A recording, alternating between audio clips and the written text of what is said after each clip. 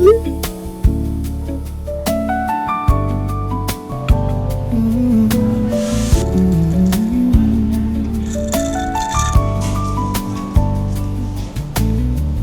kita, sa puso ko ikaw lang ang mahalaga. Pilitin mang limutin ka ay hindi ko magagawa. Parang alitin mo ang isip at damdamin ko.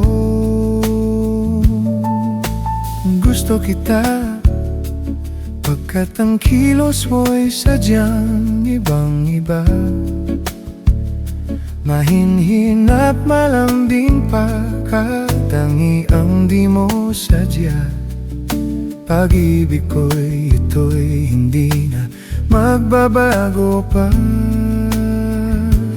Kahit sabihin na mali ako, alipin mo o bihag mo ko iyong iyo. Kung pag-ibig lang ang pag-uusapan, di ko na ililihim pa ang damdamin ko sa'yo. Sa atin ay gusto kita. Kahit sabihin na mali ako, alitin mo o bihag mo ako iyong iyo. Kung pag-ibig lang ang pag-uusapan, di ko na ililihim pa ang damdamin ko sa'yo. Sa akin ay gusto kita.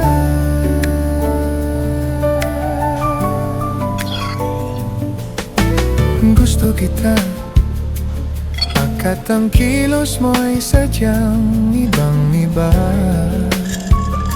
Mahinhin at malambing pang katangihang di mo sadya.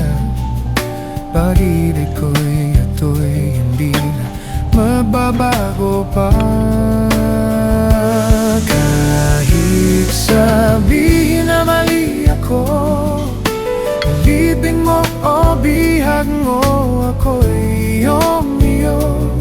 Kung pag-ibig lang ang pag-uusapan, di ka na ililihim pa ang damdamin ko sa'yo. Sa akin ay gusto kita. Kahit sabihin na mali ako, alipin mo o bihag mo ako iyong iyo.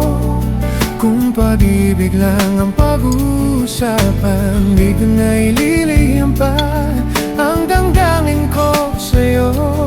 Sa akin ay gusto kita.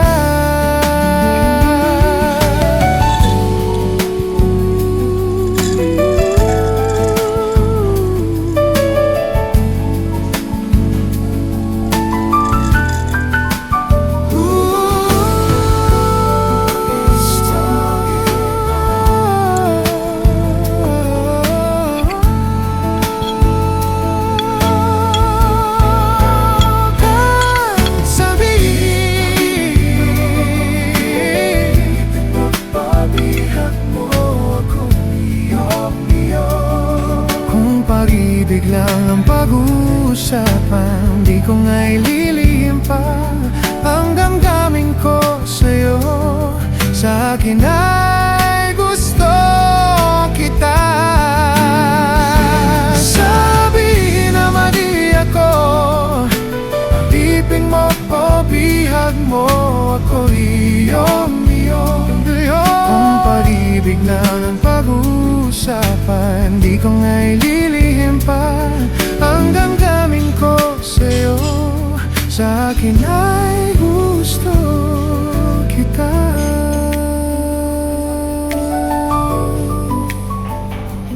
Gusto kita.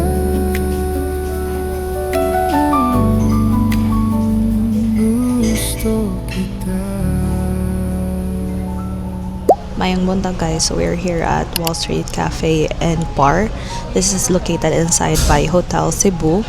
I just had my breakfast. I had waffle, bacon and eggs, scrambled eggs, and a short iced caramel macchiato. nauna na ako para makapag-breakfast pa ako because we're gonna have a meeting dito with our JP Mappers. Yung JP Mappers namin are our junior P Mappers sa organization namin. So I will be meeting with their new treasurer and their president para ma-turn over ko rin sa kanila yung needed na files for this year's activities. And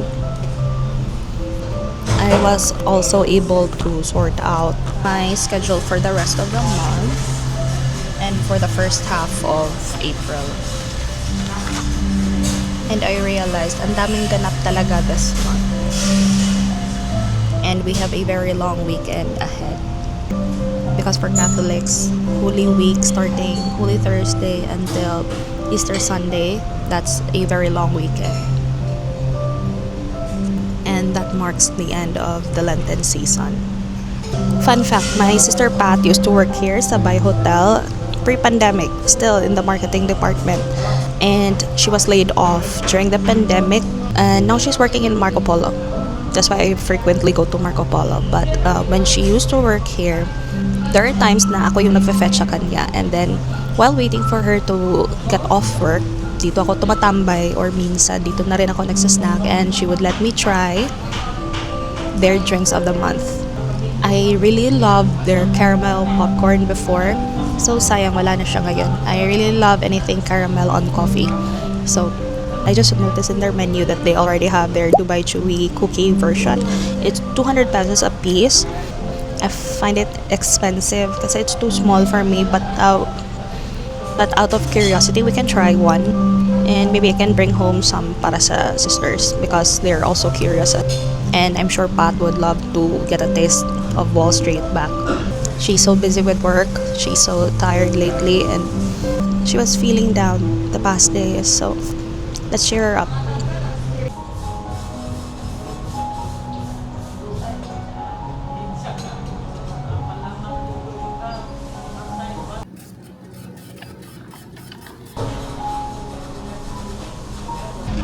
Ito na yung pang-cheer up natin kay Pat. And out of curiosity, let's try one.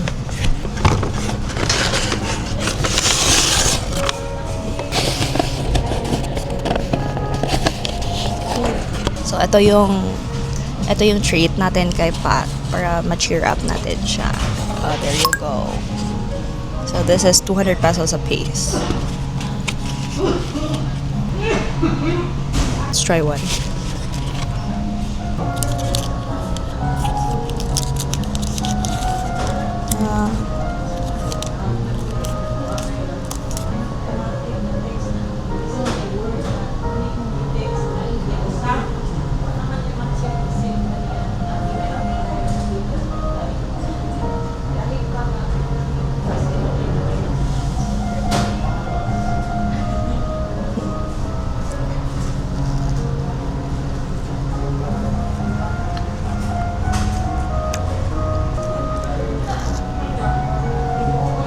Okay naman. Oh, no, it's okay. For 200 pesos, it's still a little expensive, but okay lang naman. It's Wall Street.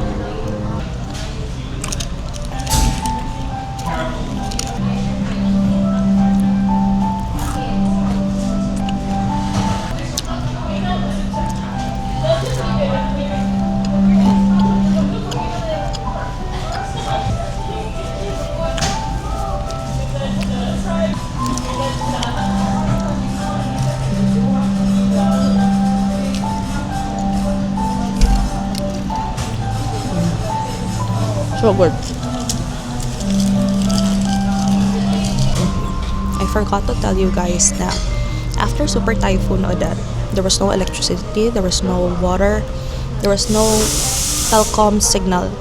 So I don't know how Bay Hotel did it, but sila lang yung place na I treat as a sanctuary para sa trabaho. Of course, aside from they have power because of their gensets, their place has the strongest signal.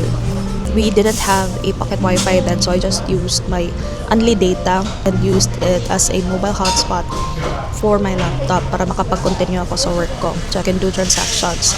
And just because of that, I am very grateful to Bay Hotel that they were able to provide a sort of refuge para sa mga employees with critical roles. If it weren't for them, I don't know where would we get the signal. If it weren't for them, I don't know, maybe andun na ako sa skywalk naghahanap ng signal. I will forever remember it. It's really no wonder why Bai Hotel is being awarded with a lot of titles because it's really hospitality at its finest.